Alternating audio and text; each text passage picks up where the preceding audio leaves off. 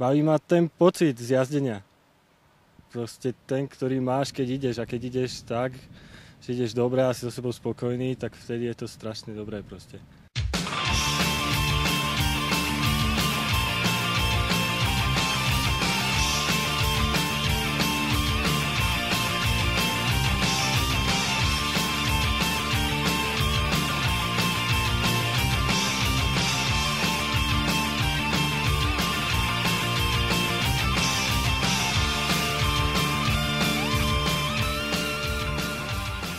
Je to séria 7 pretekov s jazdovom bicyklovaní. V downhille máme vždy rôznu trasu na zjazd, takže ide o to, kto prvý príde do cieľa.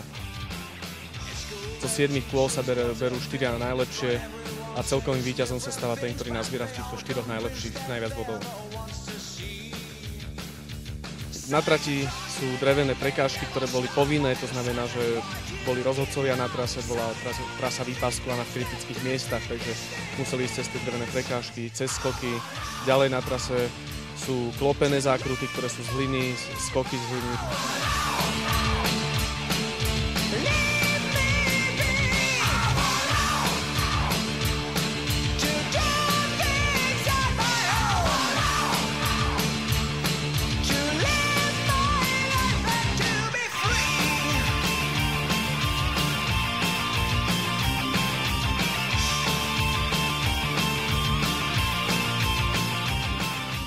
Dnes bola, by som povedal, taká najľahšia trať, skôr Ruky sme dosť cítili.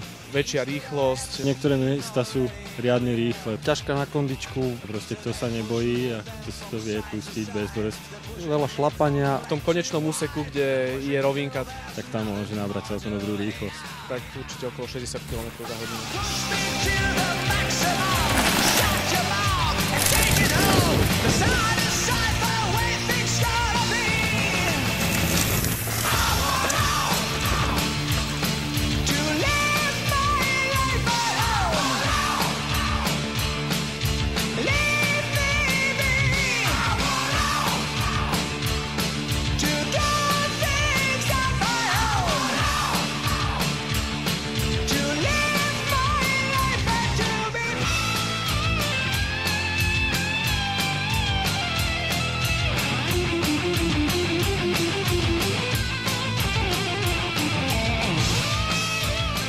Musel som hlavne neprebrzdovať točky, ktoré boli v kameňoch a kde je rovinka, tam krútiť, čo sa dá, fakt ako tu hlavne neprebrzdovať. Skôr si myslím, že získaval ten, kto zakrutil čo najviac.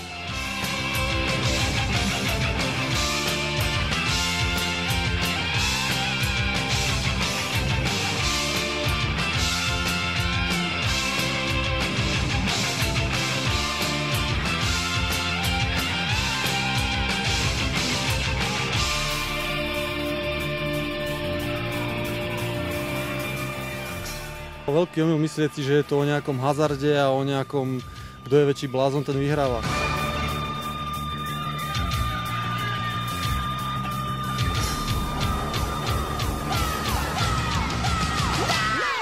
Je to ozaj o tom, kto ako premyslí, kto akú stopu vyberie, kto je ako kondične pripravený.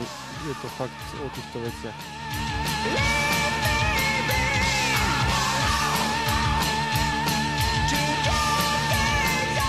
No ma to baví a proste nechcem robiť niečo, čo ma nebaví.